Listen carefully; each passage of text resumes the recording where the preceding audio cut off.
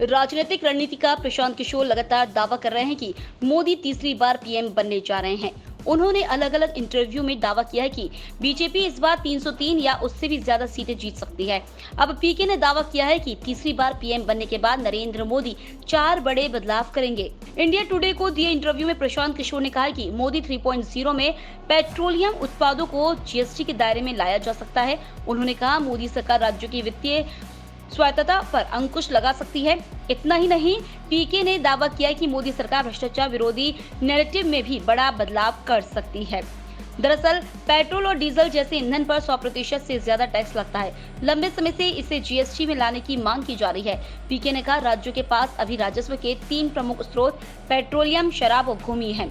उन्होंने कहा, मुझे आश्चर्य नहीं होगा अगर पेट्रोलियम को जीएसटी के दायरे में लाया जाए।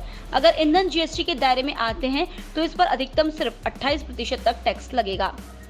उन्होंने कहा, अगर पेट्रोल को जीएसटी के दायरे में लाया जाता है तो इससे राज्यों को टैक्स का नुकसान होगा और अपना हिस्सा हासिल करने के लिए राज्यों को केंद्र पर और ज्यादा निर्भर रहना होगा। पीके के मुताबिक मोदी 3.0 सरकार धमाकेदार शुरुआत करेगी। सरकार के पास शक्ति और संसाधन दोनों होंगे। ऐसे में राज्यों की वित्तीय स्वायत्तता में भी कटौती की जा सकती है। प्रशांत किशोर ने भविष्यवाणी की है कि केंद्र सरकार राज्यों को संसाधनों के वितरण में देरी कर सकती है। एफआरबीएम के नियमों को और कठोर बनाया जा सकता है। मोदी के तीसरे कार्यकाल को लेकर पीके ने कहा, जियोपॉलिटिकल मुद्दे से निपटने के लिए भारत की मुखरता बढ़ेगी। उन्होंने कहा, वैश्विक स्तर पर देशों के साथ व्यवहार करते समय भारत की मुखरता बढ़ेगी।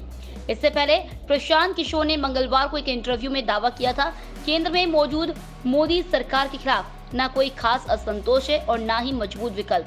पीके ने कहा था, मोदी के नेतृत्व में एनडीए तीसरी बार सरकार बनाने जा रही है।